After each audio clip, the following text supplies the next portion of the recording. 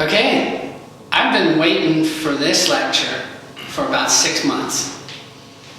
When I first started looking into the transits for 2022, which I called Sleeping Beauty Awakens. April, I called, that was when Sleeping Beauty gets the kiss and wakes up. And the events that are going on here in April of 2022, part of them is a 156-year cycle. Hasn't happened since the 1850s. It's Jupiter-Neptune conjunction in Pisces. And let me put it this way. Over the last few months, I've kind of watched how there's this fear factor that has been just ramping up ever since the 2020 with the Saturn-Pluto conjunction. And every time we've had a Saturn-Pluto conjunction in the last 200 years, 4 out of the 5 times we've had these pandemics, these outbreaks, Spanish flu, cholera, AIDS, all this kind of stuff. They're always within the year of the Saturn-Pluto conjunctions. The late 1800 one was pretty cool, that we got some vaccines, we got some, ones that worked. They figured out stuff about malaria, they figured out, oh, this is what works, this and all. But most of the time, Saturn, Pluto, what we end up with is this fear-based father figure that basically says there's this invisible thing out there that is going to harm you or kill you, and we will protect you. And so this was 2020, this is 2021. It was the beginning of a new 33, 36-year cycle. So we're just now coming out of that. And this Jupiter-Neptune conjunction, the last time we had it was the gold rush. The last time we had it, there was what always seems to happen with the Jupiter-Neptune conjunctions, in Pisces especially. I'll go into it in detail later, but there's these huge waves of economic value and change. There was the discovery of gold, 2 different cycles. There was the discovery of gold in the US on the West Coast. There was the discovery, the 2 cycles before that, or 1 cycle before that, there was the discovery of gold in Brazil. It was the first printings of the greenbacks in 1 cycle. Another cycle, it was the first time the US ever printed paper money. Another cycle, it was the beginning of the Bank of England, and all of these things that have to do with the almost like morphing of our value system, large-scale economic value systems, into some other sort of situation. And now we've had Neptune in Pisces since 2011, and we have cryptocurrency and the Bitcoin and this and that. And to me, this is the big magician's trick is what I would like to call it. But the way I want to start is I want to go back, and I'm going to reread portions of my forecast from April, because whether you've read it or not, I want to set the stage again. And usually when I sit down and write these things, I can get fairly poetic, much better than when I'm just off the cuff. So I wanted to give some of this, and then from there we'll launch into questions, we'll launch into other things, and so on. So, this is the forecast for April of 2022. Given the enormous potential for events of a watery nature this month, as the Jupiter-Neptune conjunction peaks in Pisces, I want to use a very specific metaphor to explain April's opportunities. And it's a river, or the river of life. Those underground streams, babbling brooks, mighty cataracts, which stir so many to journey and follow where the rivers may lead. From high mountain streams, through meanderings over earth and rock, the river eventually reaches the sea. All right? This is perfect symbolism of a river for this month's description of the cosmic potential that's going on. And I call it the flow, and whether it's thousands of birds flying in unison, I think they call that murmuration, all right? Or millions of water droplets in a river rushing to the sea. They're all flowing in the same direction. Or even trillions of stars moving in the same direction. It's all about the flow, okay? I called it the aggregate action of physical and often not so physical objects and entities. April of 2022, and technically since October of 2021, building up through April of 2022, and then resetting a new 165-year cycle now in the spring of 2022. We are being given a once in 8 generations opportunity to kind of coalesce, observe, partake, be a part of the river, to be a part of the flow. All right?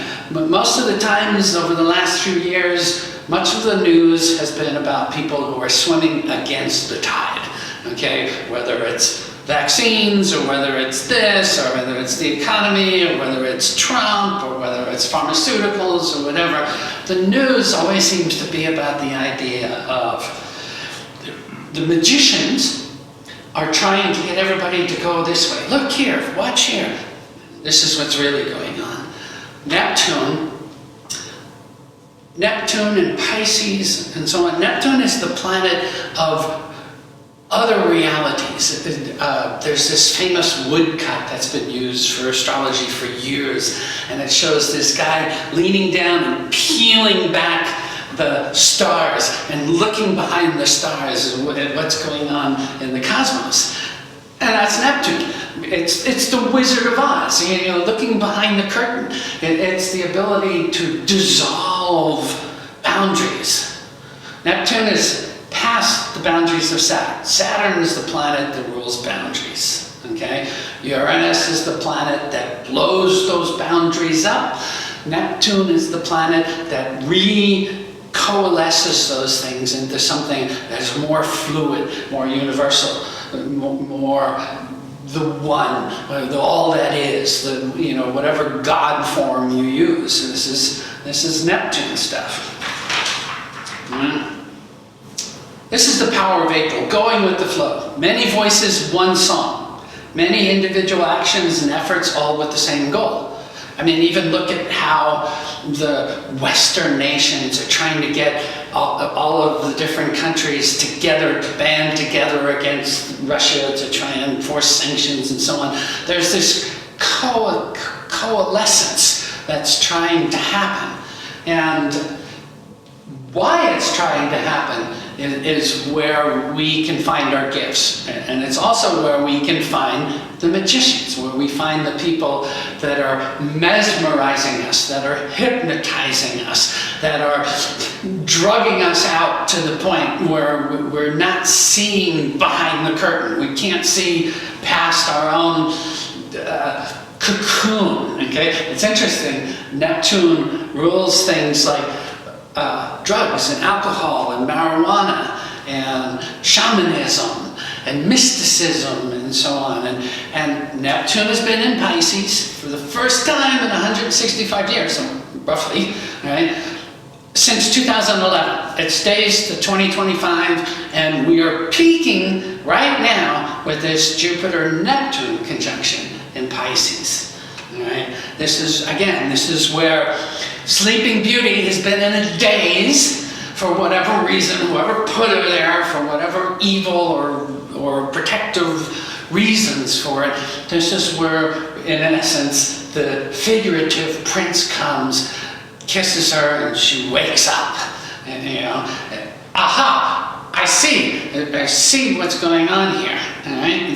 The concept of one of the best gifts of April is the idea of actually going with the flow. Instead of trying to cross current and swim against the tide, it is banding the people together. Even look at how all of the unions that are starting to break out with Starbucks and Amazon and this and that. This is a coalescence of people not based on your skin color, and it's not about tolerance or bigotry or anything like that. It's about the oneness and the universality of the workers, and trying to bring together the differences between the 1% and the 99%. So, of course, already I'm a Neptunian. I have a Sun-Mercury-Neptune conjunction in my chart, and I've already veered off of what I wanted to talk about. But so I've always been someone who abhors lemmings and sheeple.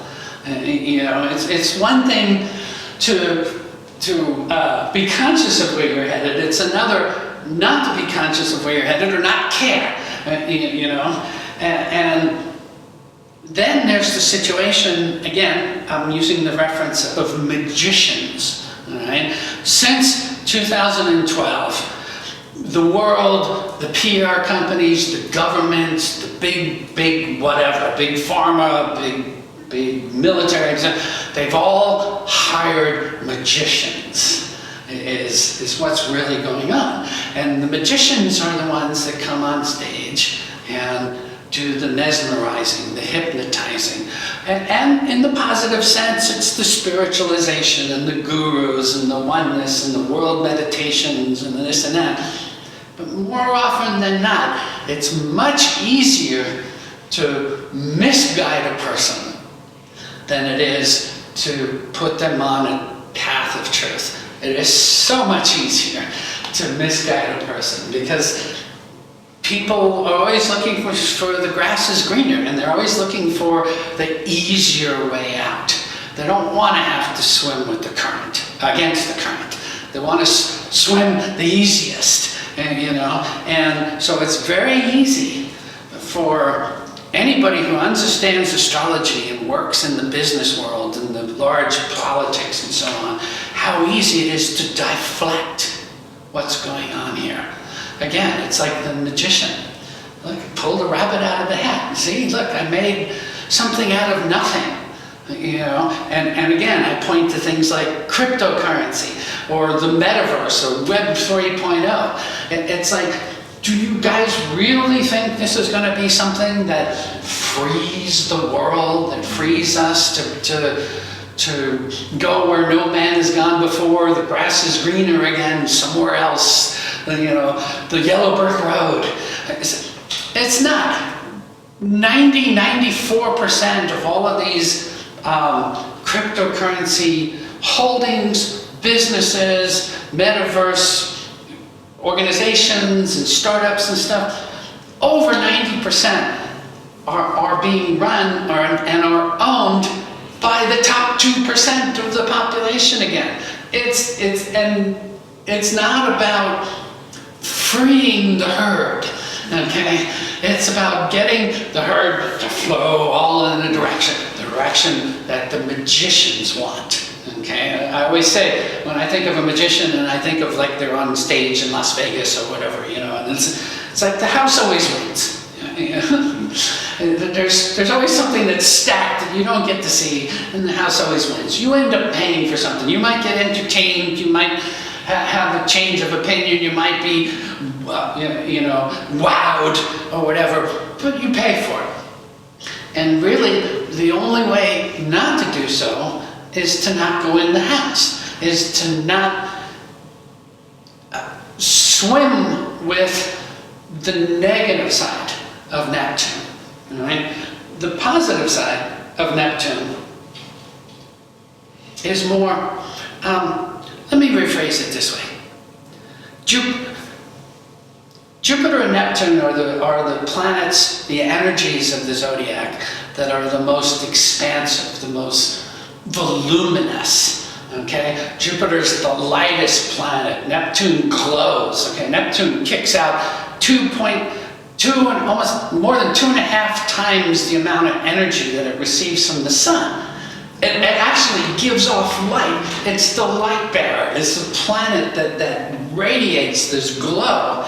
And it's because of the magnetic fields of Neptune and the atmospheres of Neptune are spinning at different speeds. And so it's like a transformer where you have something spinning inside of something else and it's creating electrical charge. And also with Neptune, the poles spin at different speeds than the equator. One speeds at 12 hours fully around, the other one speeds at 18 hours all the way around. So Neptune is constantly twisting up and creating this energy, and it's a spiritual energy. It literally, Neptune is the planet of the artist. It's the planet of the soothsayer. It's the planet of the channel. It's the planet of the empath. Okay, it's the planet of the losing oneself in a good piece of music, or losing oneself in a piece of art. Left brain stuff.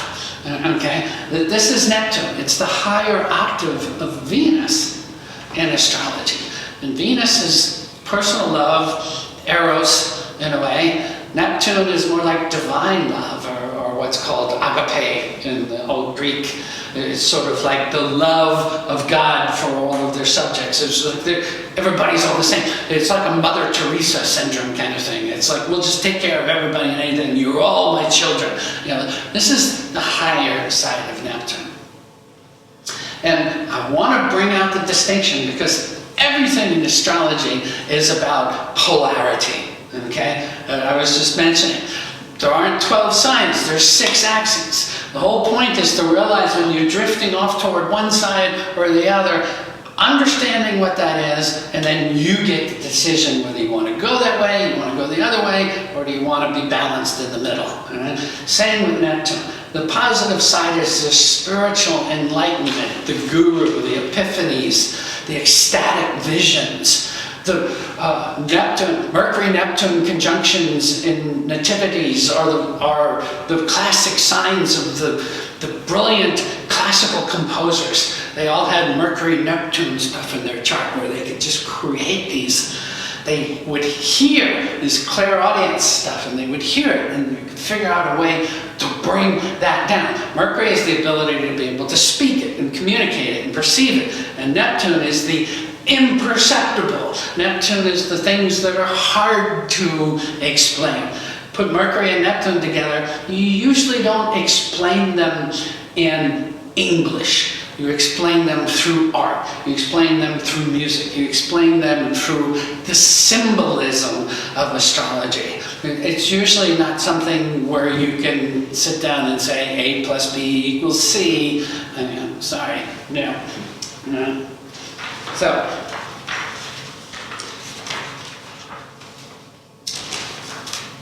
once again, I'm going to jump. I thought about this, and that's why I brought all these papers. I said, nope, I'm not going to try and line this out as I normally do with a bunch of 3x5 cards and follow this script. I said, nope, this is a Neptune thing. I have to just let it flow. I just have to channel whatever, okay? But the symbolism of Jupiter and Neptune in Pisces has got to be one of the most watery things going. Okay, Neptune is Poseidon, all right?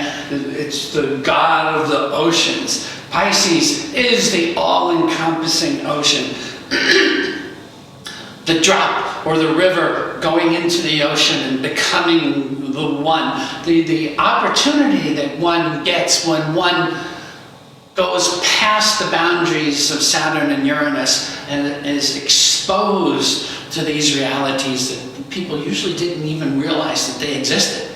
It's one of the reasons why shamanism is so important and rising since 2012, and the whole cannabis. I had predicted that before Neptune gets out of Pisces in 2025, that I felt the US was probably going to federally legalize marijuana and things like this. It's just part of the Neptune thing. But it's part of the, see, it's one of those balancing acts again. And, you know, Neptune energy is very sensitive. It's very, they need to protect themselves. They're cosmic sponges, you know. And so People drink alcohol, marijuana, barbiturates, opiates, things like this, to shut down the energy, the data that are trying to cocoon themselves. And so the negative side is you build more and more and more walls, you build more and more opaque limitations around yourself. And the positive side is higher forms of religion. It's spirituality. Again, it's the epiphanies. It's the ability to meditate, the ability to channel. I mean, gosh, think about this. In just the last 10 years, everybody seems to be a channel. I don't know, maybe it's just me being in Northern California, all right? But I got people coming I used to have people coming in my door. Now I keep it locked. I come in the door. I'm here to channel the masters. I'm going to hear wake up the mountain. Which way? Is it too late? It's already happening. Not only that, there's a way of laying the zodiac over the earth, where you line up different zodiacal attitudes with different parts of the world. And one of the easiest ways to be able to do that is to take the zodiac, 12, 30-degree segments, just plop it right over the equator of the earth and line up the Leo-Virgo cusp with the Sphinx. And then go around the earth and mark off the 30-degree segments and then look at what we get. And you will find that the only part of the planet that is Pisces is the Pacific Northwest. And Mount Shasta sits at 29 degrees Pisces, another 70 degrees east, and we're into Aries. But we are at the jumping off point. This is the point. This is where the Jupiter-Neptune conjunction is happening. It's happening in the latter part of Pisces. So it's especially across the Pacific Northwest. And about a year ago, I was saying, oh my gosh, Jupiter and Neptune, Pisces, massive amounts of rain, massive floods, this and that. And I was predicting it for California, Northern California and everything. And it's like, well, darn. It's like what's happening is it's from the middle of Oregon up. They're the ones that are getting the extreme snowstorms and the inundations and so on. And it's like the climate change just kind of pushed it. We didn't get it as much, but here we are. We're having the Jupiter-Neptune conjunction. And bam, all of a sudden, the weather report has us for 6 days straight of rainy weather. And last time in October, when Jupiter first went direct to move toward this conjunction, as soon as it went direct, we had 10 days in a row of rainy weather. And so the idea that Jupiter is the sky god, Neptune is the sea god. You put the two of those together, it's the winds and the water and the extremes and the floods and this and that. And so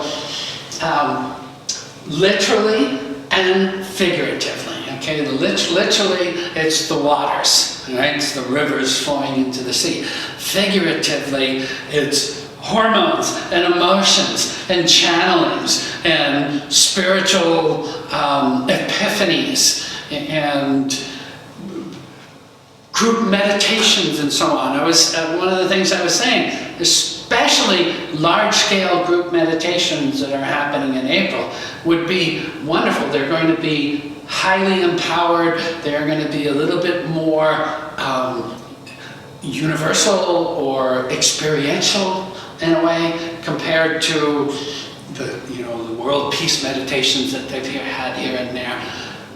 Now, especially the last few weeks of April, we got 4 planets in Pisces in April. That's 40% in one sign. Okay, we only have 10 planets, 12 signs. Usually it's less than 10% on average that we would get of a planet in the sun. We've got 40%.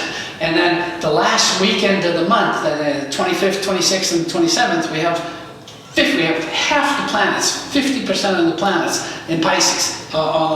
So I'm going to talk about that last weekend too, being just that is where people wake up. People see past the curtain. They see what the magician's tricks are.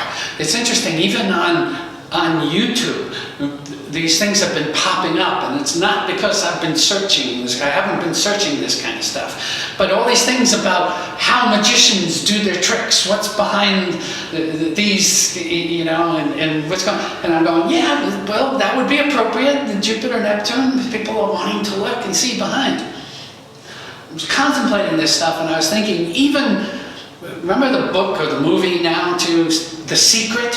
Did you guys see that? All right. What was that about? Anybody remember?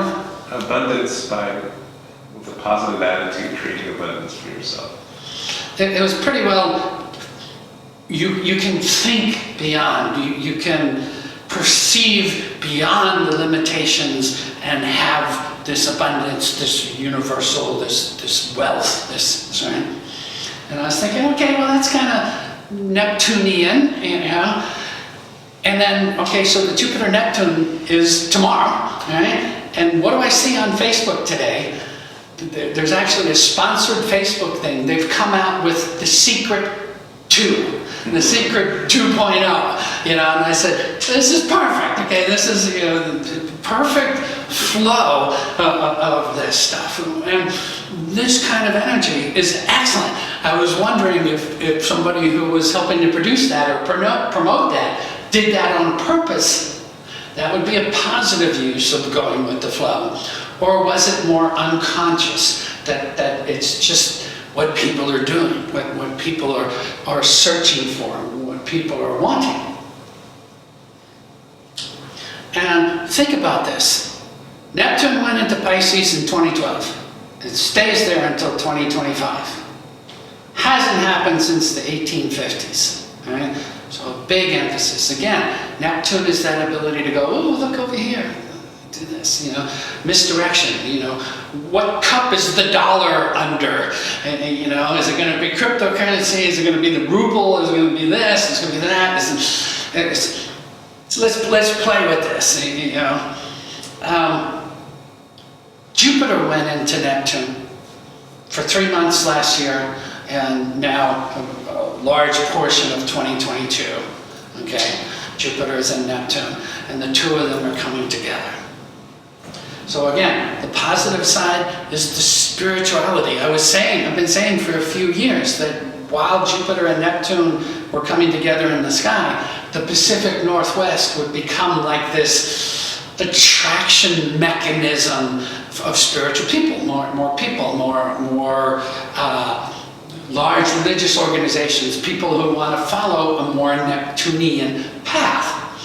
And then I'm watching what's going on, and then I'm also seeing, oh, this famous Hollywood actor bought this place up here, this famous Hollywood actor bought that. All these actors that are well-known, universal figures are buying houses up here.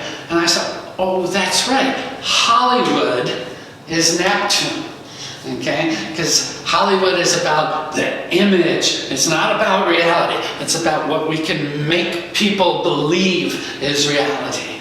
And Hollywood is a Neptune thing. And I said, oh, okay, so the actors and actresses, that's part of Neptune too. So, but something else that one has to understand. In ancient times, before we had the outer planets, Jupiter was the ruler of Pisces.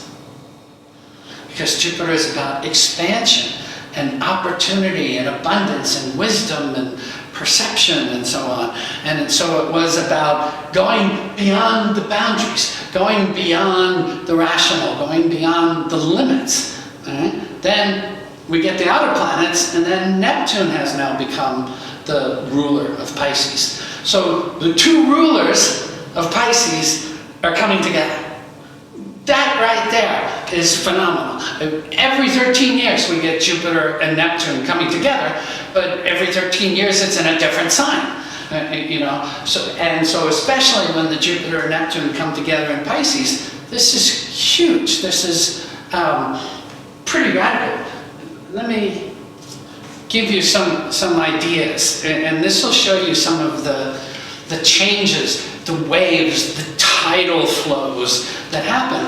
Well, Neptune is in Pisces, and then we usually get a Jupiter-Neptune conjunction in Pisces. Right? So vast changes in monetary systems and currencies. The last time was 1847 to 1862, right? And it was huge discoveries and flooding of the market with gold, right? The gold rush, right? And what that did was it actually caused the US to default on a bunch of bills to other countries, which it had never done before. Right? The negative side. How did the gold cause that to happen? I'm not sure. I mean, mostly what it was is that they started doing greenbacks instead of doing. Usually, what happens with the Neptune is we get this flood of wealth.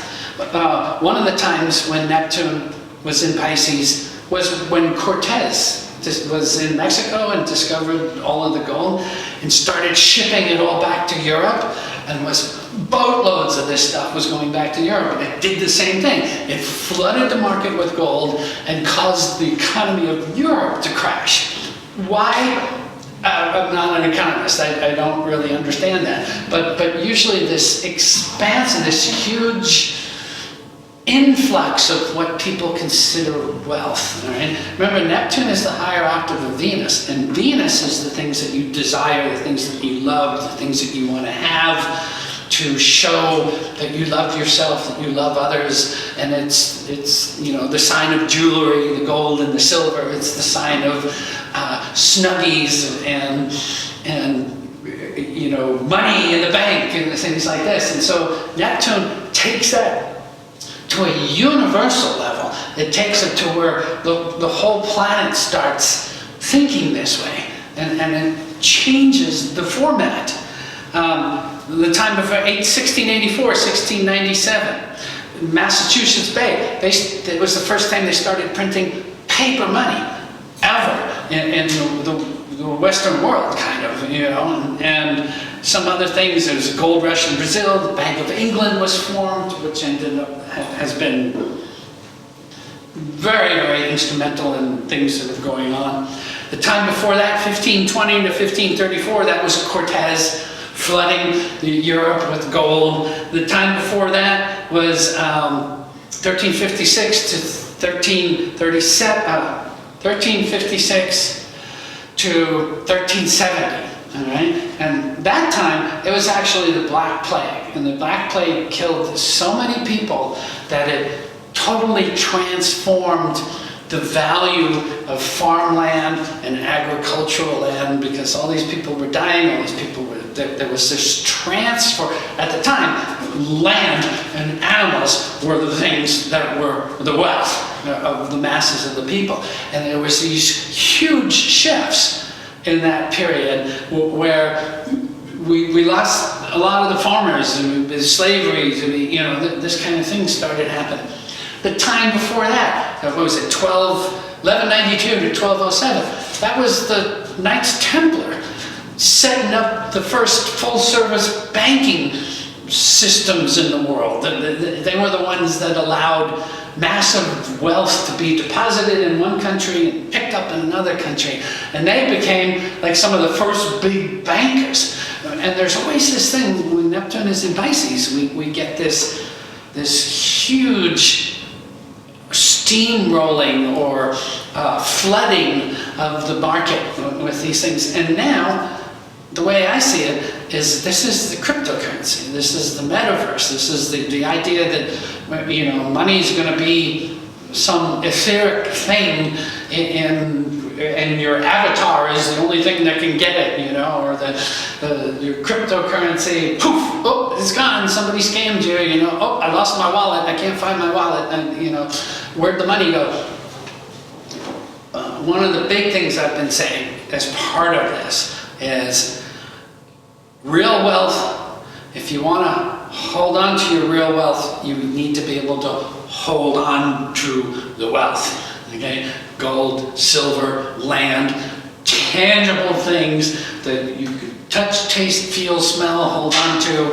It's not some magician's trick again. This is the big thing I want people to realize, that the magicians have been running this planet for the last 10 years.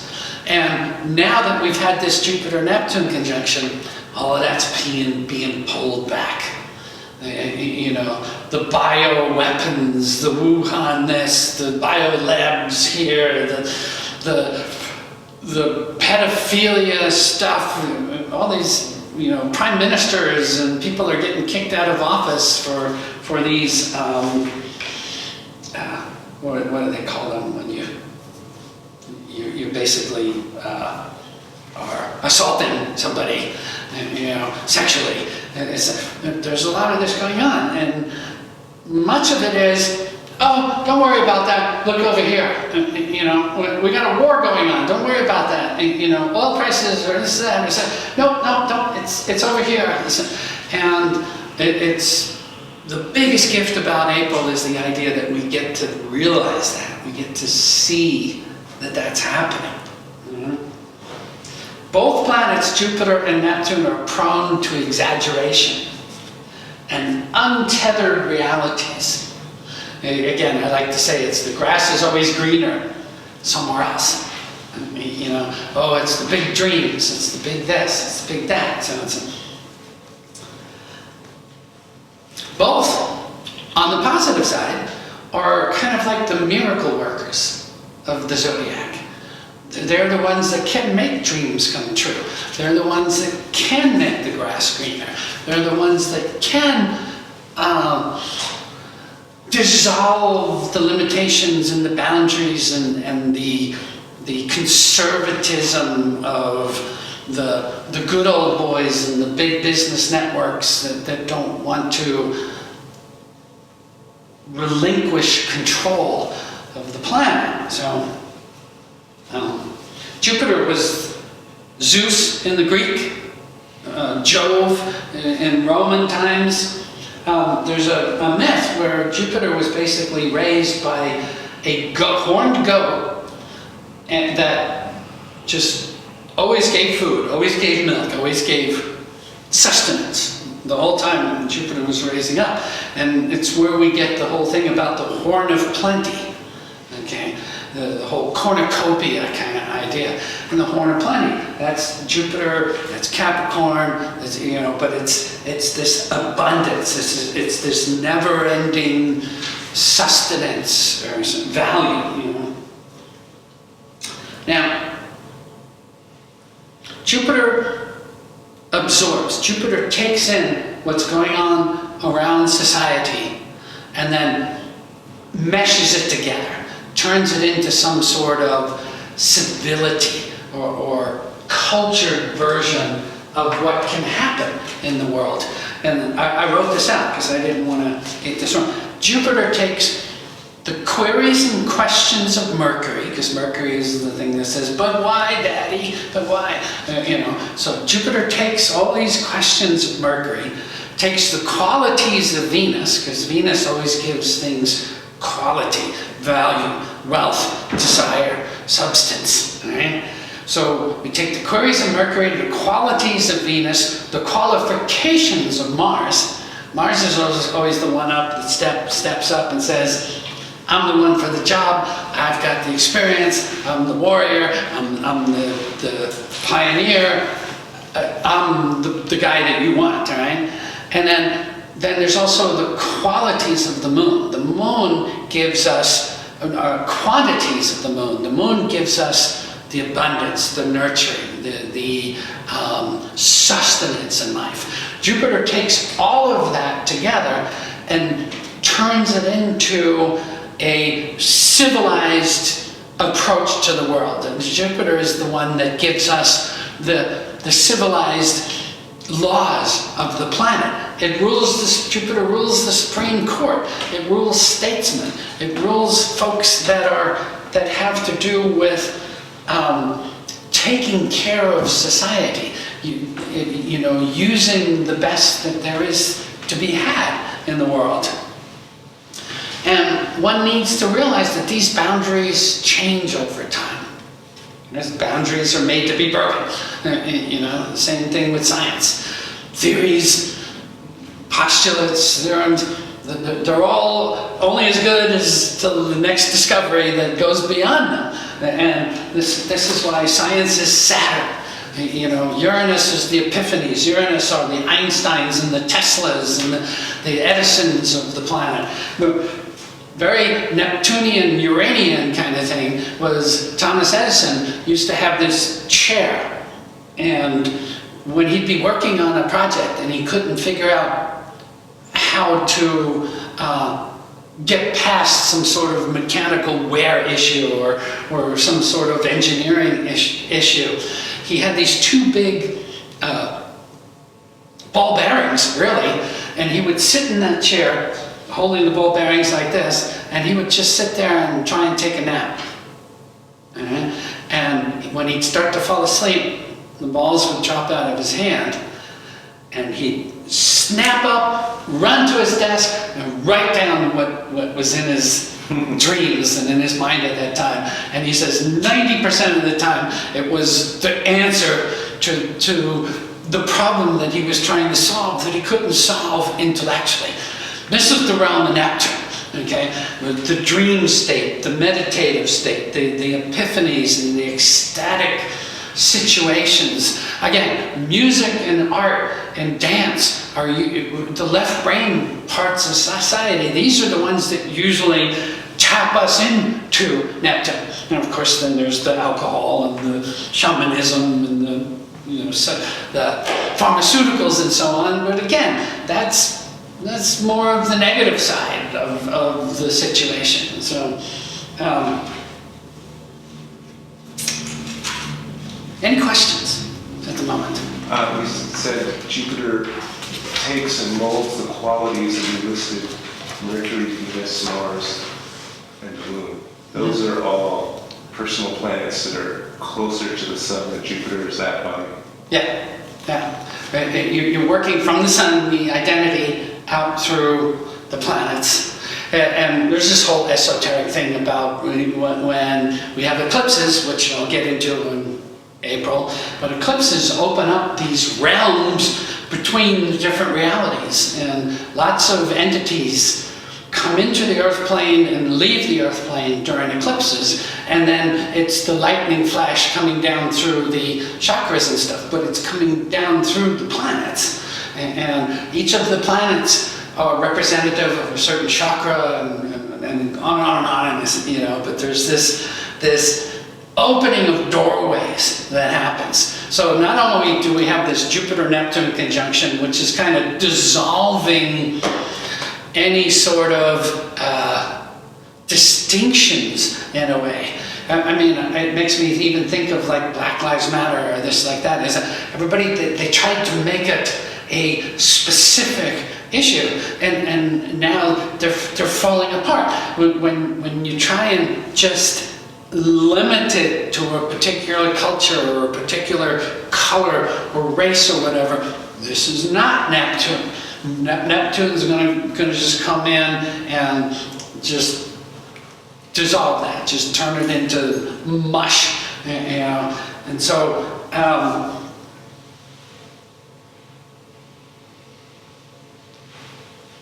Jupiter in Pisces.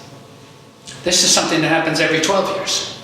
All right? But this time it's Jupiter and Neptune in Pisces. And actually it's Venus, Mars, Jupiter, and Neptune, and the Moon for a few days in Pisces in the last weekend of April, which is killer. Okay, first Jupiter and Neptune are the rulers. Venus is exalted in Pisces. And remember I said Venus was the lower form of Neptune, which is why it's exalted in Pisces, because when you take your heartfelt love, the eros, and you can lift it up into the Neptune realms, then we're talking the Christ principle, we're talking the Mother Teresa's or the Gandhis, of the planet. And there are people that are being born now under this aspect since last fall, through this aspect until pretty much the end of July.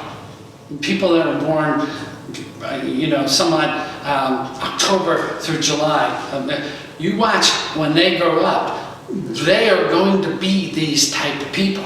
They are going to be these visionary types because they're going to have this Jupiter-Neptune conjunctions in their chart.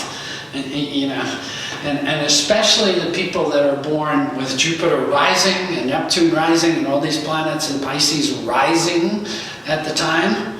So see, right now with the sun in Aries, that would be just before sunrise. You know, and as the sun moves into Taurus, it'd be a few hours before sunrise. And I wanted to write a story many, many years ago. I've never gotten around to do it.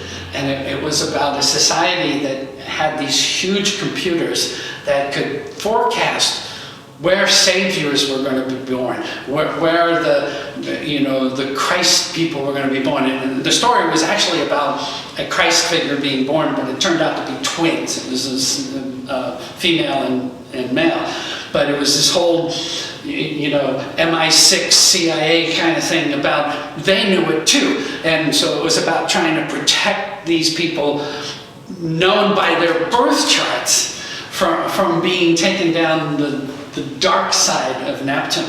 There was, as an example, and I'm probably going to ruffle a few feathers here, the event that was here last night, okay?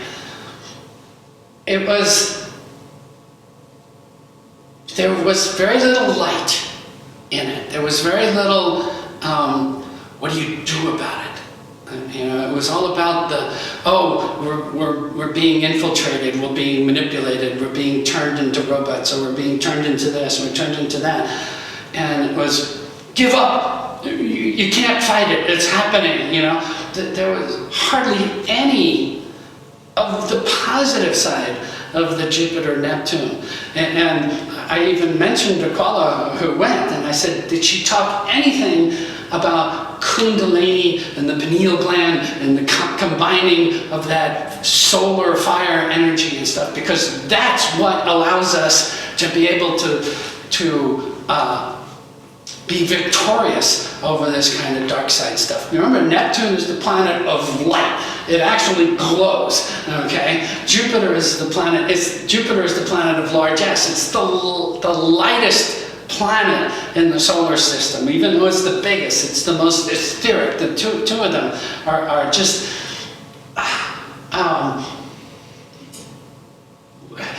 I don't know the movie, but the phrase is coming, what dreams may come. Yes.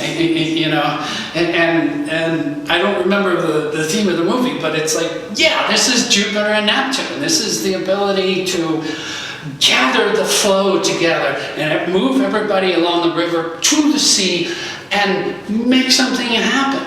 Open the visions, open the expansions, pay attention to the music that's being released this spring. There are going to be these kind of ecstatic music, these abilities to, it makes me think of Gustav Holst last time around. He did the Symphony of the Planets, and he actually wrote music that imbues people with the energy of Mars, the energy of Jupiter, the energy of this, and we are going to get these kind of, this has been actually happening since October, but watch what happens in the world of art, in the world of music, in the world of dance, in the world of spirituality, in the world of religion, and on the negative side, the world of pharmacology, the world of the marijuana and the alcohol and so on. Shamanism can go either way, it depends on who's doing the work. Are we talking a magician, or are we talking a master? Are we talking a saint and savior, or are we talking about some charlatan or something that is just out to fleece you of your money? Because Neptune is the perfect con artist.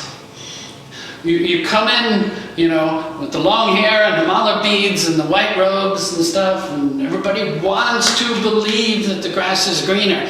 So it's so easy for people to say, yeah, give me a piece of that, let me merge with you. It's interesting that the eclipses that are coming up are going to be this year, 4 of them, in the Scorpio-Taurus axis. And that's, again, that is on a smaller realm, that is economic policy. That is, I always say Taurus is the sign of what's mine is mine. All right? Scorpio is the sign of what's mine, what's yours is mine too. And so the Taurus-Scorpio axis is my money, my shared resources, the stuff that keeps me safe, the stuff that I am vulnerable to somebody else either taking from me or giving me, or I'm kind of dependent upon this other person. That's Scorpio energy, Taurus and Scorpio. The idea that we're having these eclipses, solar and lunars, across this, is one of the reasons why Biden is, oh yeah, okay, we're going to, start running and make a centralized cryptocurrency. All these countries are starting to say, oh yeah, we're going to make crypto. We're going to take Bitcoin. We're going to do this. We're going to do that. And then at the same time, I don't know if you guys are seeing it, but there are these huge hacks of cryptocurrency that are going on, where the money is just disappearing. People are losing their money. Again, that's the negative side of the equation, and so it's always this issue about having to walk the middle line. I always tell people an astrology chart, you want to lay the chart like this and put your finger in the middle, and you don't want anything to revolve any which way. You want to be able to balance it for the perfect soul union, for the perfect potential of the soul body, is to do that, and the more you have many planets in one part of the chart, the more of a challenge you set up for yourself in this lifetime to be able to balance.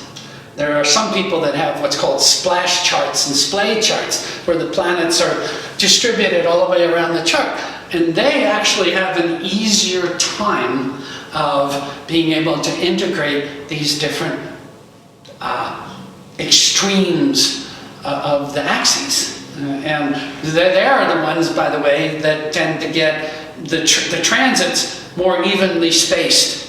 Like if Jupiter takes 12 years to go around the chart and you've got 10 of them spaced, you kind of get one a year roughly, But if you've got 5 planets in Cancer, you're only going to get one every other year or so on, and then for the year that Jupiter's in Cancer, you're going to get 50% of your Jupiter transits, and that just pushes people. Those kind of triggers push people past their boundaries.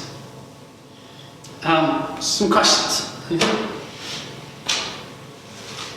No? Okay. I had one a while ago, but it went away. You what? I had one a while ago, but it went away. Yeah. That's Neptune.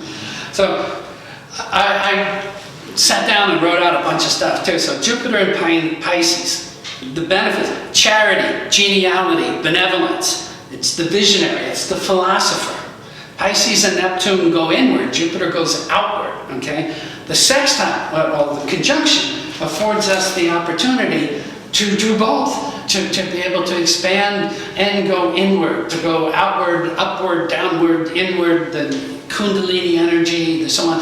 Remember, the bottom of the chart in any person's chart is where we find the inner light, the inner source. The top of the chart is how we take that energy up out into the universe and what we do in the world with it. This is an important esoteric thing to understand about astrology chart. What are the signs that are at the bottom of your chart? What are the signs that are at the top?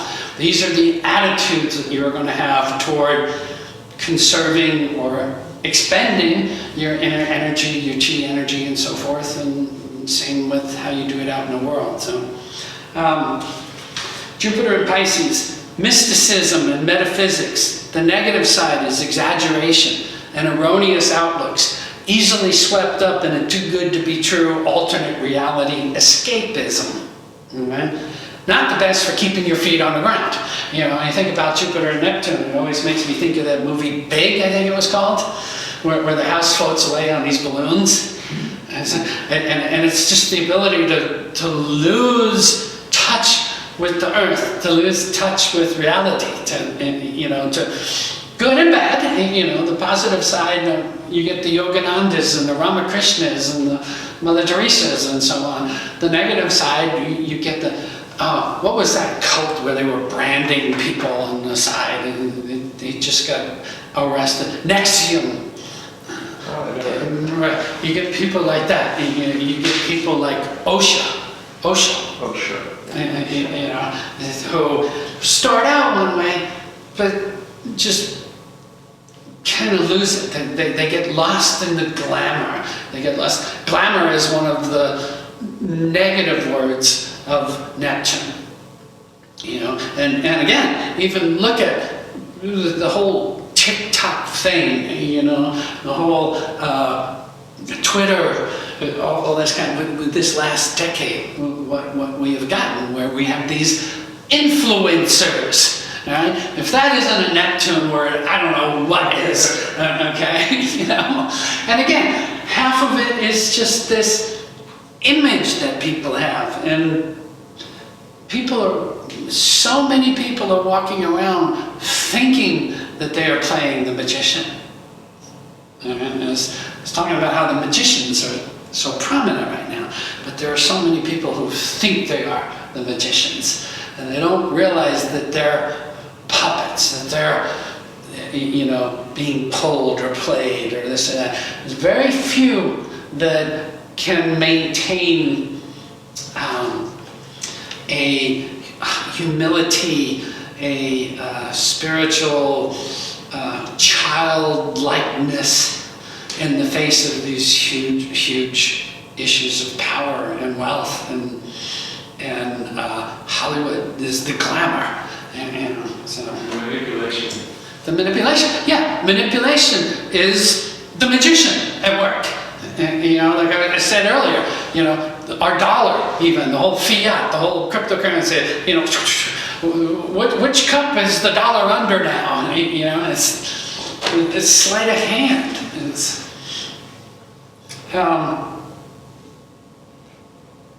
Neptune, beyond the physical boundaries of Saturn, beyond the scattered realities of Uranus. Integration of the individual components back into the whole. Saturn gives it definition. Uranus just shreds that definition into tiny little components, and then Neptune kind of morphs it into some sort of new entity, new biology, you know, the new, you know, it's always interesting. It made me think of that whole thing, release the Kraken. Remember that one? Where did the Kraken come from? From the ocean. It came, you know, it was Poseidon's Godzilla, you know, they come up out of the ocean. It's always these like monsters. They rise up out of the sea and create this mayhem. In mythology, what is it? Neptune, Poseidon, okay, was the brother of Jupiter and Pluto. All right, and so Jupiter, and then what they did was they divided up the world into. Jupiter took the air realm, Neptune took the sea, and Pluto took the underworld. Saturn was the only one left, and Saturn ruled the Earth. All right, but Neptune, if you look at the way the planets are in the solar system, Neptune was the middle child.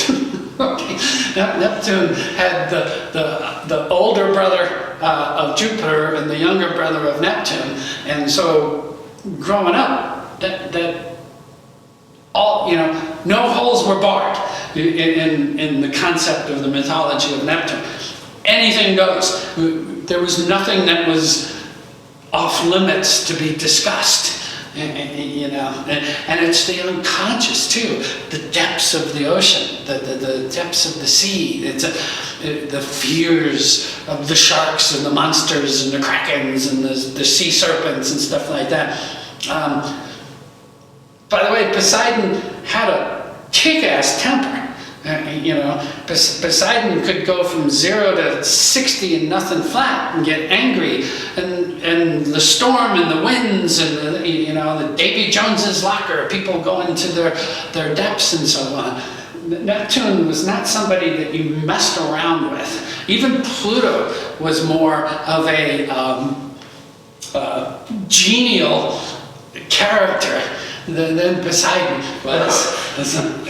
You know, and in history, if you check this back, you know, there are times when Neptune comes inside of the orbit of Pluto for about a 20-year period, and they turn out to be Renaissance periods, and they turn out to be periods in history where the gods come back, and there's this reaffirmation of the Neptune side of the world versus Pluto. Neptune goes out in Pluto's orbit, or Pluto goes into Neptune's orbit? Which one? Pluto actually, when Neptune comes inside the orbit of Pluto. Pluto is a very oblong, so Pluto is moving out, but Neptune's also moving in. Hardly anything except Venus is very, very circular in their orbits. You know, in a 165-year Neptune cycle, there is a period of the cycle, roughly for about 60 years, where Neptune's cruising pretty fast through the signs, as much as 13 to 15 years. And then on the other side of the zodiac, when it's far away from the sun, it can take 15 to 18 years to cruise through. You know, so there's these kind of dynamics that are working. And it was just recently, it was just a few decades back that Neptune was inside the orbit of Pluto for 20 years. And it's a Renaissance period. It was, you know, it happened to fall this time with the whole Aquarian Age, AI, you know, hook us up to the data stream kind of thing, but it's still Renaissance, isn't it? When does it happen again? About another 200 years from now. Yeah, we won't see another. I seem to remember it was like the goddess suddenly became very popular when that was happening. As that opposed was to God. That's a What's male. happening right now? Yeah, that's It's gone on a lot, but I thought that was when it really. It's like in the late 80s. well. The thing is, Neptune is actually a masculine figure, Huh. and it's Poseidon. It's not Poseidoness. You know, the gods were masculine. It was the asteroids that were given the feminine aspects. You know, Juno and Vesta and Hera and things like this. The patriarchal society was not going to allow the goddesses to be up there on the same level as the planets. What is happening with Aquarius now is we're getting this whole LGBTQ, XYZ, 2XO kind of stuff where there isn't just male and female, it's this and that and the other thing, and it's a combination, and there's no definition. I saw somewhere that there's supposedly like 72 different classifications now of one's sexuality, I guess. And it's like, holy cow, and, you know. How can it be? Sounds like a new matchmaking service. It'd be really hard to find these people. Is it all electronics today? No, there's snow.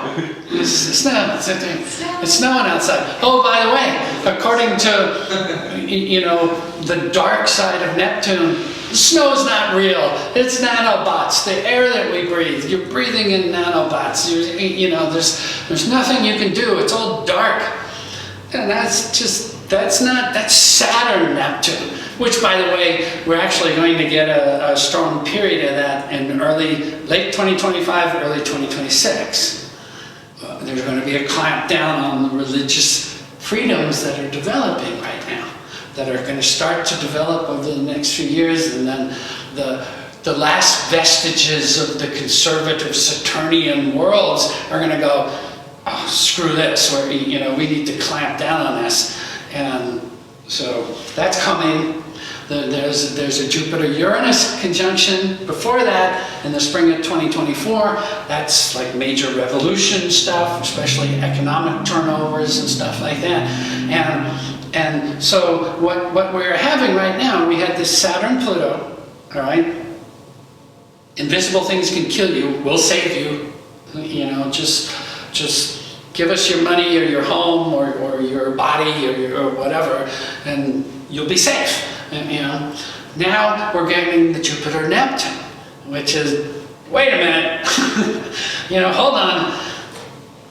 I see behind the curtain, I see what the magicians are doing. We can see where the hypnotism and the mesmerism and the manipulation and the scams are happening. And now we start a new 165-year cycle of being able to do something about that. Then what happens is, in its fledgling state, we get this Saturn-Neptune conjunction right at the beginning of Aries.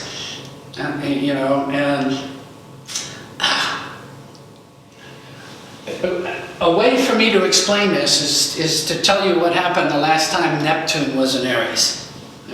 So Neptune in Pisces, it's the in-between worlds. Now, Pisces is the end of the zodiac. Pisces is where you move through all the attitudes, all the possibilities of the sign, and you're ready to jump ship.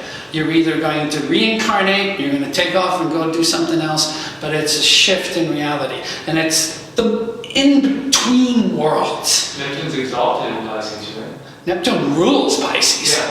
Venus is exalted in Pisces. Okay. And Venus is in Pisces now too.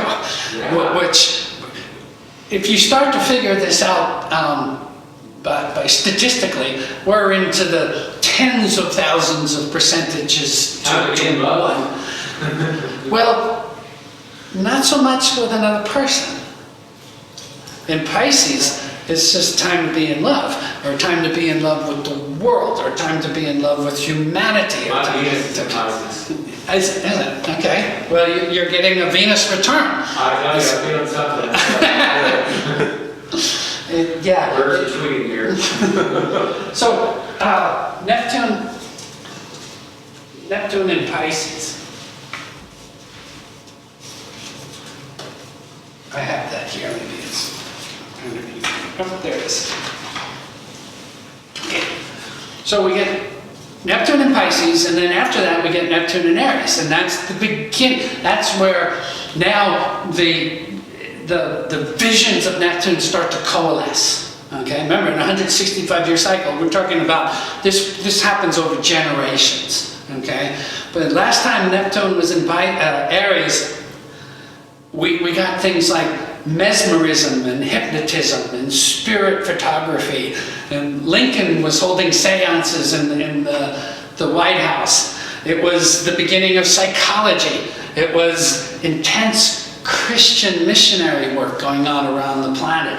It was the Salvation Army and the Jehovah's Witnesses were starting. And it was all this idea of, okay, now we're going to take this Piscean exalted image, we're going to make it happen. We're going to push it out into the world. We're going to, and so we've got that coming up from pretty much 2025 to 2037. Okay, we're going to have Neptune and Aries, and the things, the people that are being born now, the saviors, the saints, the sinners, all of it. They're going to be coming, they'll be in their 20s. They'll be turning into, by the time Neptune goes into Taurus, they'll be the main working force. They'll be the middle management people. They're going to, Neptune in Taurus is where spiritual things get tangible value. We start giving more weight to the etheric than to the materialistic. And so that's on its way too. And there's just all these cycles, and it's really wonderful to play with how they, I'm always going back through, one of my favorite books is Timetables of History. You open it up and look, oh, okay, Jupiter and Uranus were conjunct here, here, and here. And to go back and read what was happening then is fantastic, And what's that saying? Those who don't study history are doomed to repeat it. This is the negative side of Neptune, which is, I call it the too good to be true, the ostrich sticking their head in the ground and not paying attention kind of thing. It's like, oh, I got mine, don't worry about anything else, and just,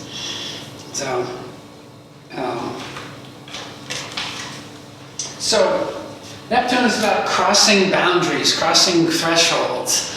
You know, Wizard of Oz is just a phenomenal movie about that. You know, she hits her head and she's off in this dreamland with witches and golden brick roads and emerald forests and this, you know.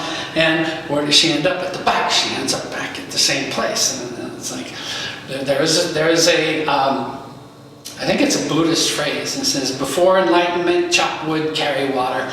After enlightenment, chop wood, carry water.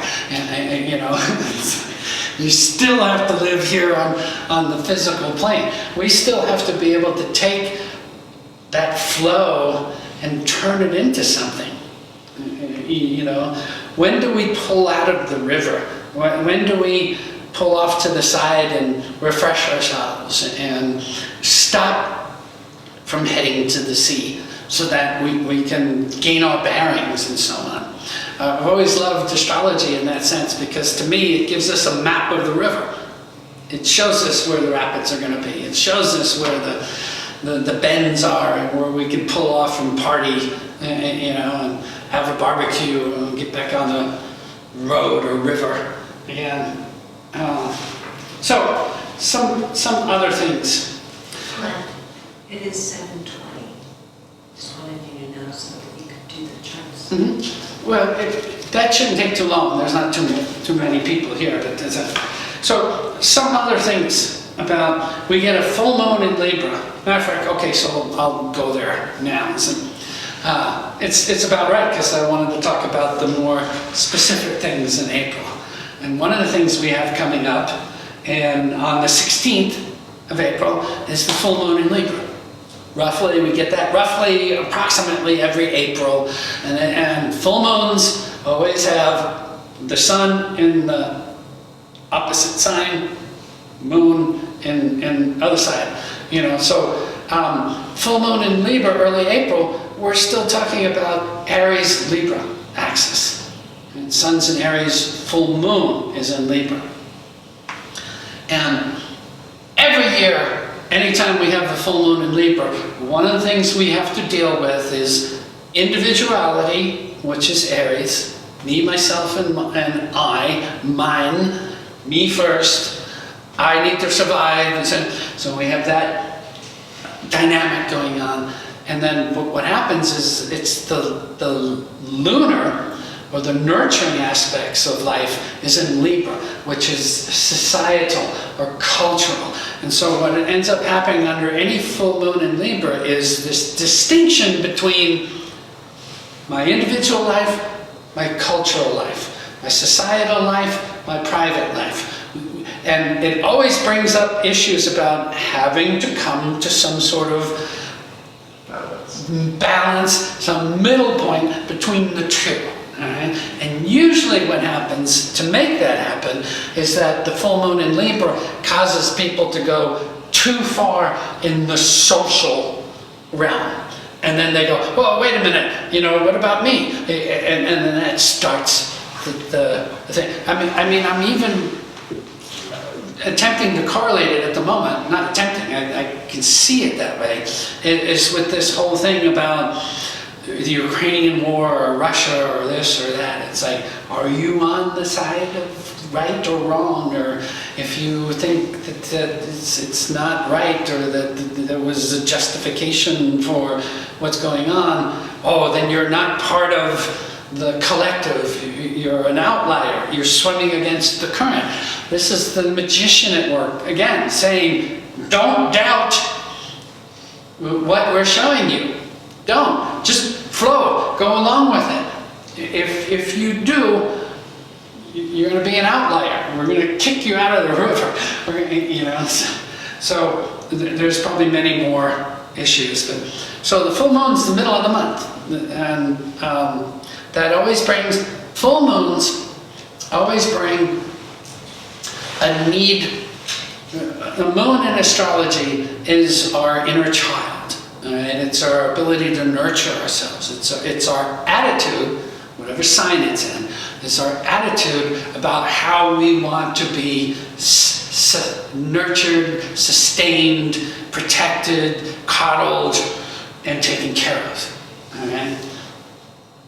Whatever sign your moon is in, that's how you want to take care of yourself, and it's how you think everybody else wants to be taken care of.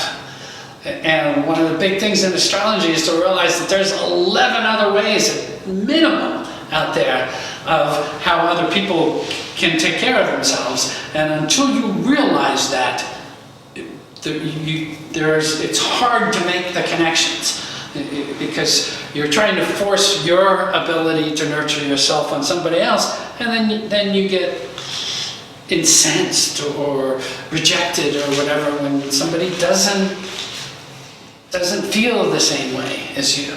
You know? So in Libra, it's an air sign, it's mental, it's societal, it's again, it's even the idea that they're saying, oh, we might lock down again or whatever, and it's trying to corral everybody from a societal position. Remember, Libra always wants to have everybody, as many people as possible, to get along as possible. Libra hates it if somebody doesn't like what the Libra is doing. You know, they'll go out of their way to try and make that person like them or whatever. And so translate that into governmental policies right now, or translate that into corporate policies. And what do? You get the magicians again. You get the PR campaigns. You get this out there attempting to sway as many people to the society, the politically correct, the societally correct positions. Right? Anytime we have a full moon in Libra, that's one of the things we get. The positive side is when we don't care anymore, when we add the Aries energy to it. When we say, you know, wait a minute, you know, you guys out there are great, you have all of your opinions and, you know, requests and areas of expertise, but Aries, I got to take care of myself. You know, I have to follow my own path. And so it's always an issue about using the other sign of the zodiac, opposite the zodiac, to bring balance, to bring clarity, to bring a sense of availability of both sides together. All this energy in Pisces, anybody know the opposite sign of Pisces? Aries. Virgo. Virgo. Okay, so what's the antidote to all of the negative side of Pisces, and even the positive side in some ways? Okay, what's Virgo about? Organization. Organization, data, details. I call Virgo the how-to manuals of the zodiac. It's the HR department of the Old Testaments and the Old World. You know, everybody came to the Vestal Virgins and the priestesses and stuff. You know, fix me, fix this, heal me, fix this. The Virgos were the ones that had their feet on the ground and knew what to do about it. They could take the visions of Pisces and translate it into something that could be potentially materialistic, potentially Useful. right, useful. That's a good word. So, you know, this is. I mean, I don't know what else I could say about that. So, anybody have sun, moon, or rising sign in Libra? Rising sign in Libra, right? Okay, so what's the rising sign? What does it show in our natal charts? What people see. What people see. It's what you express when you first walk in a room. Well, regardless of your sun sign, you actually want to become the sign that's your rising sign. Okay? And it's you grow into it. You actually form your body to look like that particular sign. You know, unless of course you've got 80 planets in Scorpio or something like that, then it doesn't it doesn't change that much. But on average, the rising sign is what we want to be when we grow up.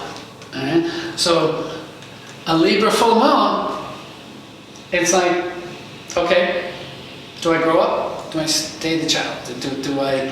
Do I integrate into society, or do I just go it alone? Okay? Do I play the game? Do I get out there and mingle with the society and the politically correct, or do I do the Aries thing, which is seventh house, which is just kind of watching from a distance?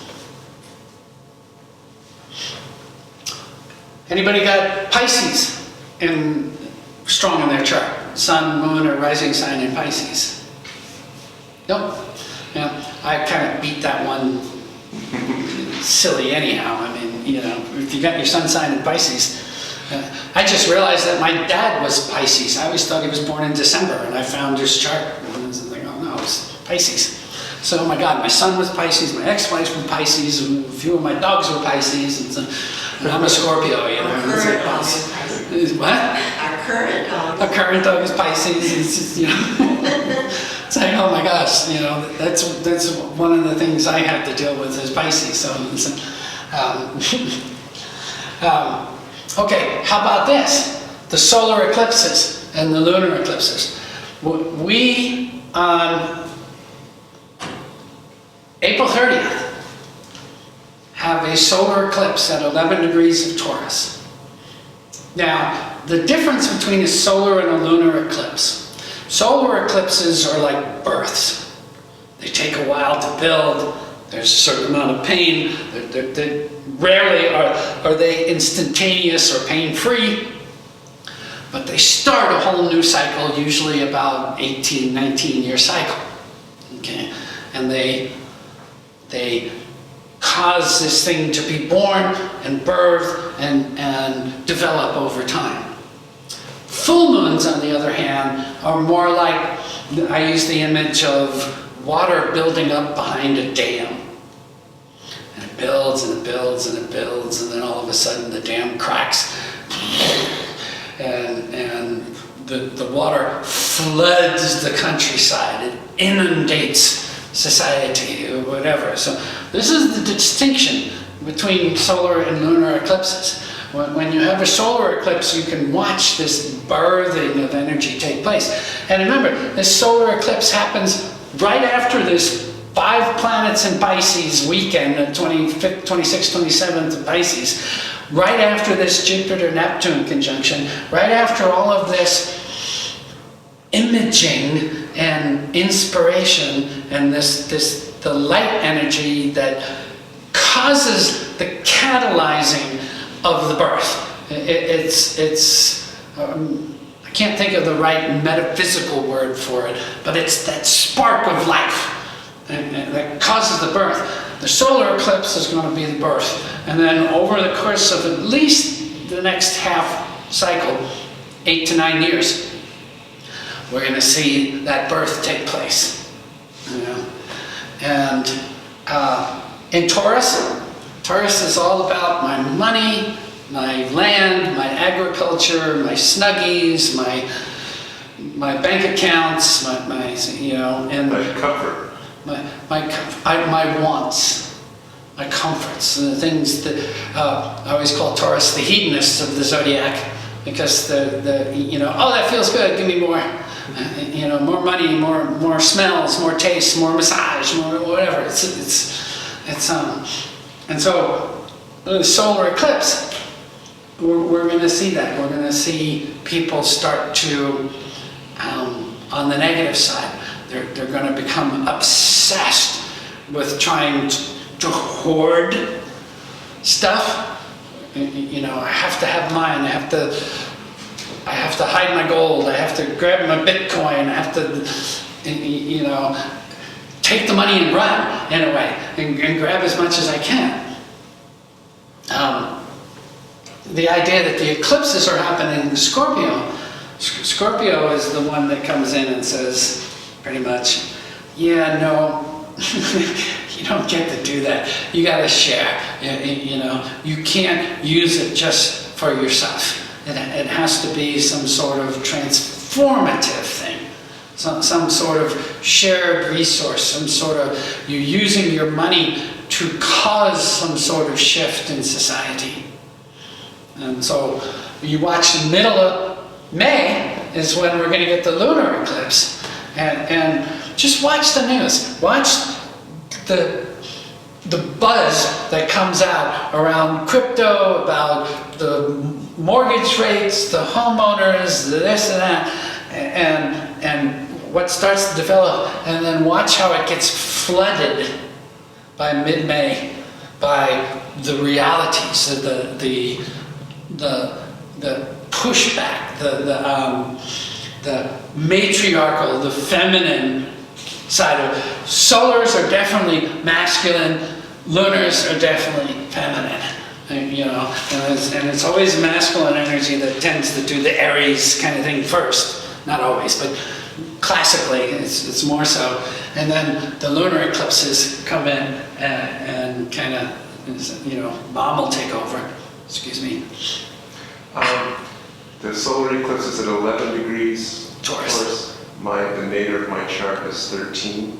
Is that going to be close enough to? That's 2 degrees to the bottom of your chart. You need to go sit out in a garden, plant your feet in the earth, grow something, develop something, do rooted meditations where you're putting roots down into the earth. Draw that energy. Remember, the bottom of the chart is where you draw that spark, your chi, your kundalini energy. In your case, with being Taurus down there and a solar eclipse, it would be wise in some fashion to start some sort of practice or process or connection that will peak in about 9 years from now. But when it peaks, it will be a mastery of the earth element, of the ability to manipulate money, to manipulate product. It can even be a artistic, creative kind of thing, where you all of a sudden start painting, or you all of a sudden create pottery, you know, start building things, and you know, where'd that come from? For me, I have an exact opposite. I have it right at the top of my chart, you know, and for the first time in a few years, I'm going to be going out and doing talks in Southern California and this and that, and it's the top of the chart is the profession and the career and the waves in the world, you know. And so I'm starting a 9-year cycle about that. So you had a question? Oh, yeah, I think I remember it.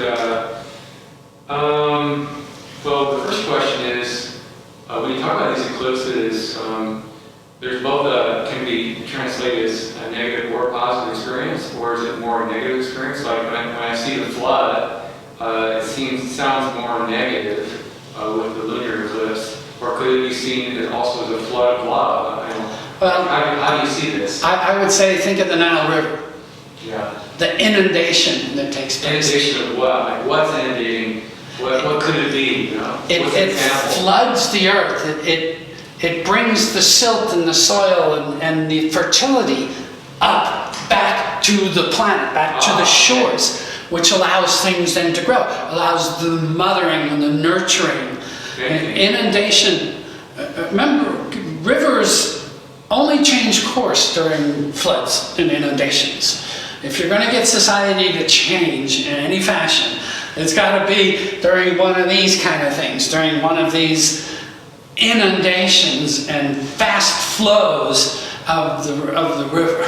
And so to stick with that kind of metaphor, it's the, you know, the Nile River, the fertility of the culture. And there are negatives, you know, I mean, and it's usually more out of ignorance, although there are electrochemical things and physiological things that happen where the UV, you know, suddenly drops and the leaves, you know, turn up and animals start, you know, the animals that have the magnetic directional devices built into their, like homing pigeons and things like that, they all go nuts during eclipses. During eclipses, the life that lives at the bottom of the ocean, on the seabeds of the deepest of the oceans, during eclipses, they will actually rise up off the bottom of the ocean as much as 80 meters and sit there the whole time during the eclipse, and then after the eclipse is over, they all go back down to the bottom of the ocean. That's wild. And this happened, and it was happening for a few decades, and nobody could figure out what it was, and then finally somebody realized, oh my God, it's happening during eclipses, and eclipses affect on a very subtle biochemical, biomagnetic realm everything on the planet, anything that has any sort of consciousness or life or, again, soul, because the eclipses are the things that allow us to expand past the earth plane or come into the earth plane. It's an old Tibetan thing that the eclipses, how soon you were born after an eclipse or before an eclipse often can show in an astrology chart whether one is obsessed with a path or whether one can't find a path because they waited so long after the eclipse because they couldn't find the right vehicle to be born into. And so I'll just, rather than have to go out and come back again, I'll take what I can be offered. People who are born right after eclipses, they're like, they know exactly where they want to go, exactly what they kind of want to do. And so, my other question was a personal question. I'm going to be launching a new IMU master's program, probably right about the 30th, of this month, which is when that eclipse is, right? Right. So, do you recommend doing it right on the eclipse, or just a little after, or what would you say? There is the same day as the solar eclipse, there's a Venus-Jupiter conjunction. Wow. And that is like the final icing on the cake. That's exactly the words I was thinking. Yeah, of this whole Jupiter, all these 5 planets in Pisces, is Jupiter, Neptune and stuff. And so, yeah, it's an eclipse. How long does the program take to How long is it? The whole program? yeah, a year? It's a 1-year program. 1-year program. Yeah, so then it goes around every year. So it's a new 1-year program. I imagine we'll be doing it for years. Yeah. I think it might cost you a little more money than usual. Venus, Jupiter, usually you kind of get extravagant. That's the idea. We want to make it grand. Yeah, Mercury will be in Gemini at the time. Wow. It's a really good time. So just do the 30th. Yeah. Let me just take a peek real quick into May. Oh, here's something that I really didn't talk about one of the reasons I'm saying April is one of the highlights. All right, it's this beautiful compilation of stuff. I always go in and color code things, the really nice sextiles and trines. I use blue, and the squares and the oppositions I use red and so on.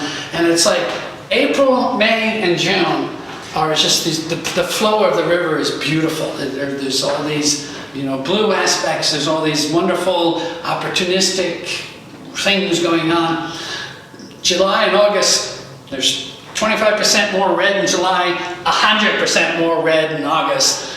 July and August kind of get a little gnarly, dicey. And I don't necessarily mean it's bad. I mean, it's like you have to push harder to get the rock up the hill. You have to spend more sweat equity doing it. There's a little bit more stress, and you can get a lot done, but it's not like a merry-go-round ride. Just leave August out of the whole calendar. October, too, is a little tricky, all right? But April, May, and June, and September and December are like the really high points of this year. But April especially now, this second half of April, what we see with these 5 planets in Pisces, the eclipse, the Venus, Jupiter, just Mars goes into Aries too.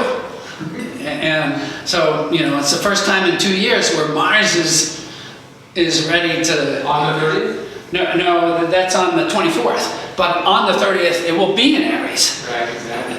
You know, and so we are going to end up with a Mars retrograde at the end of this year, but the Aries part won't be a part of it. The retrograde is in Gemini, I think it was, but over the winter it gets a little tricky. Over the winter, you might find a bunch of your students having to retake, exams and re-audit stuff or something. So, but May is quite nice. There's actually a Sun-Uranus conjunction on the 5th of May, which is kind of exciting. It's like, ooh, what's next? Let's open up the present and see what we get. And so, it's one of those things where it's surprise, surprise. And that's, by the way, the lunar eclipse in May falls, Mercury goes retrograde on the 10th of May. Okay, stays retrograde for most of the month, all of the month. Retrogrades back into Taurus, but you may find that you also, with the master's program, that you want to be able to allow people to come in a few weeks after the beginning and make a way for them to catch up. Well, actually, the official program doesn't begin until September. This is our first launch for September. So we have a lot of time there still. Well, fortunately, September is pretty nice. Yeah. But you might stress out a little bit in July and August. Prior to it. Who else? What's your sun, moon, rising sign? Sun Scorpio, Moon Virgo, and Leo. Okay, so you're going to have the eclipses go over your sun. Yeah. What day of the month were you born? On the 6th of November. 6th of November. Okay, so that's about almost halfway through Scorpio. I wrote down where all the eclipses were going to be, what signs, or what degrees, I should say, of the zodiac. I think there was, where are you? No, I didn't put it there. I think it's 16 degrees and 25 degrees of Scorpio are where the two eclipses are.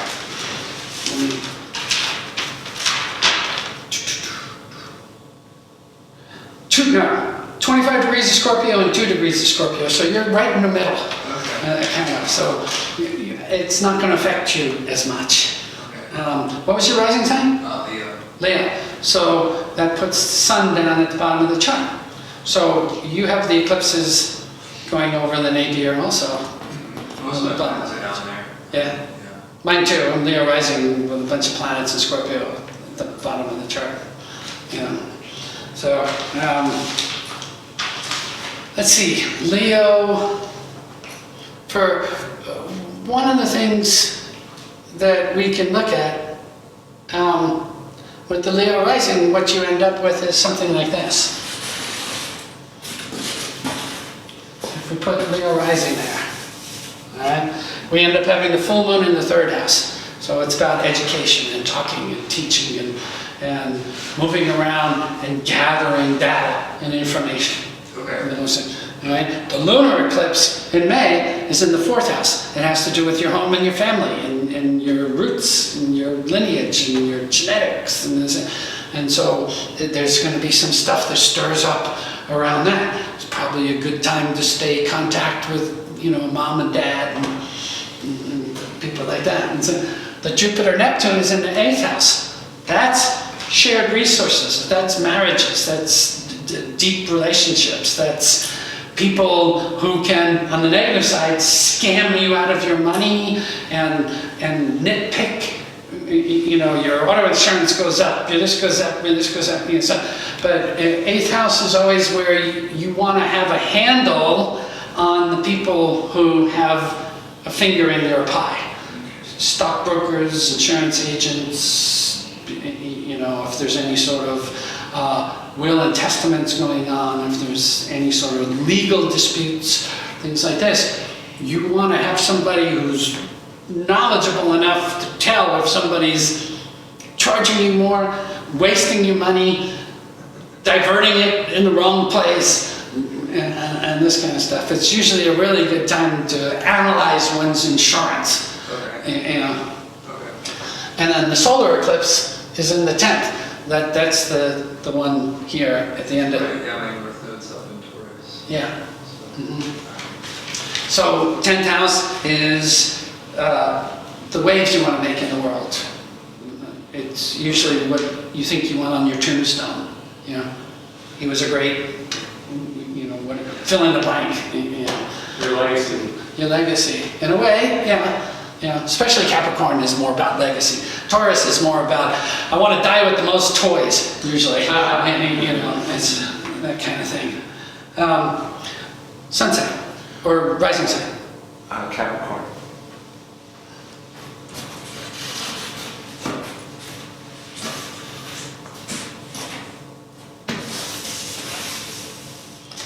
Okay, so for you, the Jupiter Neptune's in the 3rd house. Brothers and sisters, travel, communication, information. But since it's Jupiter Neptune in Pisces, it's not an online course, where you've got 5 books you have to read and so on. It's very much more experiential. It would be more experiential. It would be more about art, or music, or delving into a topic from an emotional standpoint rather than an intellectual one. Solar eclipse in the 5th house. Do you have any kids? No. No? Okay. It's going to be the Jupiter Neptune sextile on my ascendant. Okay, well, it's good for you. It's good for your long-term plans, especially Capricorn rising.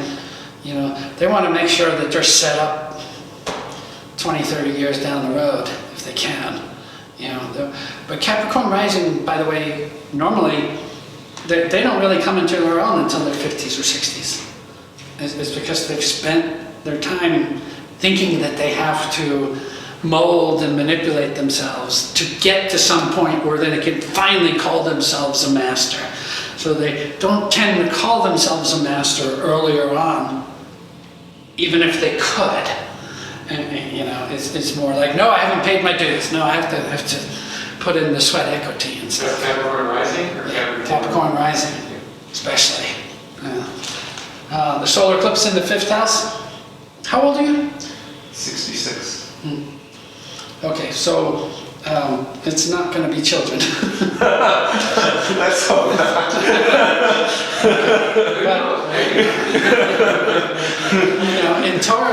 In Taurus here, this is about creativity, learning. Again, I was talking about putting your feet in the earth, the pottery, the manipulating, becoming skilled at some sort of trade.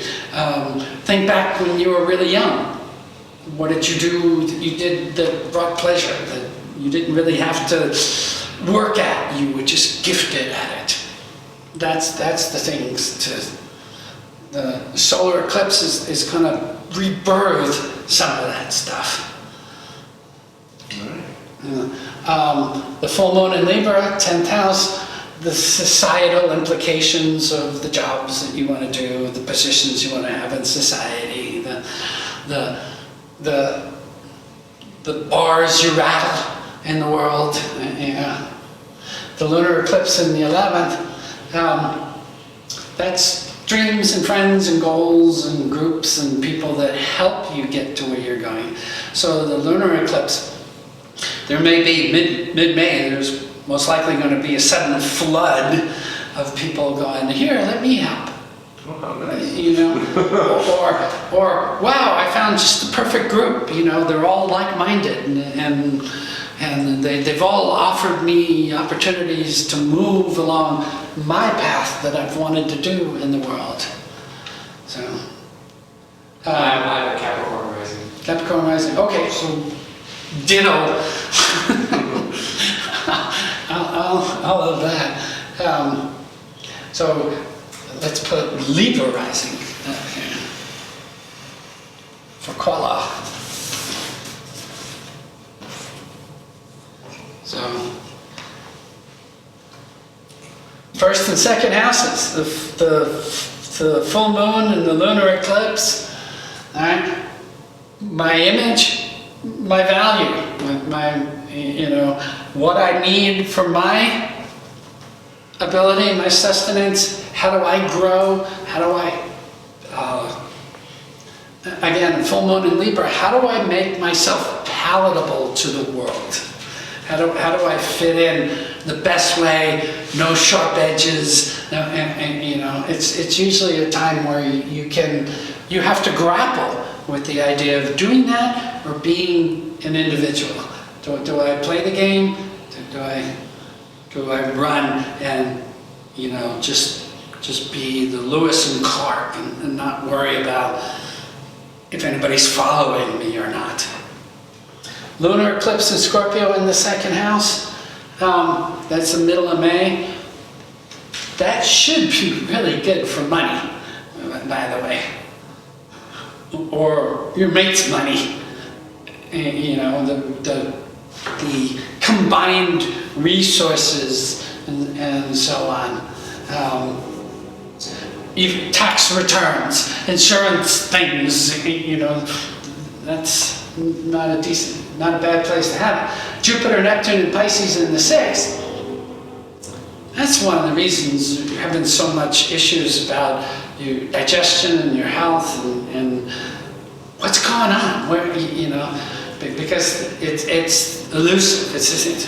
And so one of the things with Pisces here, I would say, is salt water, the oceans, the baths, the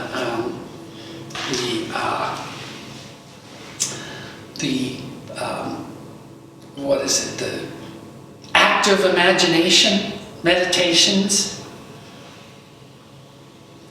the difference between the dark side of Neptune and the light side of Neptune. Remember, when people talk about Venus, they called it the light bringer, the light bearer, but the higher octave of Venus is Neptune. It's the light just the light. It's the one that opens up that spiritual reality. And so we get that, With Neptune in the sixth house, couldn't you just have also, it could be like mystery illness that can't be diagnosed?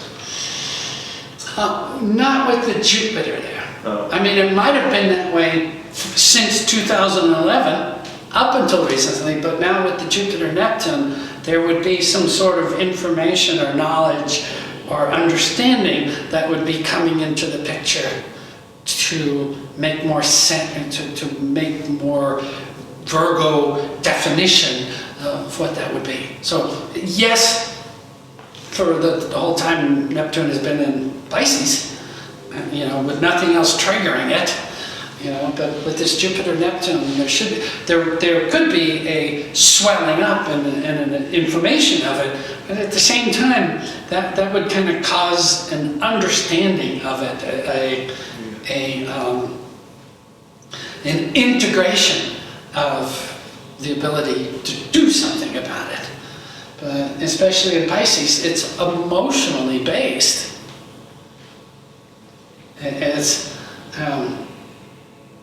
It's not likely like a parasite or something. So, and then the solar eclipse in the 8th house. You have the second 8th house. My money, my mate's money. My resources, my shared resources. So they get really stirred up this year. And to find a use for it, find a balance in the two, to make some useful expenditures with it, what to do with it, So, what else? Yeah, are we good? Close enough. 2 minutes to spare. So, just quickly, the next talk I'm doing is going to be at the WESAC Festival, which, by the way, is actually going to take place here. It's going to be an in-person and online thing. And I'm going to be talking about waking up to the Aquarian age. That'll be the monthly lecture for May. And what else? I would encourage you guys to go to my website and reread the forecast for April. And when you have the time, go back and read February and March, because I'm always talking about the months that lead out of it and where they go. And I even surprise myself sometimes when I turn around and reread things that I wrote that I've forgotten that I'd written. And it's like, oh, right, you know, so Mercury, Neptune. You know, so. Quick question. You know, there's all these sites we can get free charts. I usually go to Cafe Astrology or something. Do you recommend one? Cafe Astrology is really good for the articles and descriptions and the different facets of astrology. Astro.com is my favorite one. Astro.com. Yeah. You do a free chart there. You can. You can get extra services and get kind of stuff. You can. Yeah. Thank you. All right. Thank you. Thank you.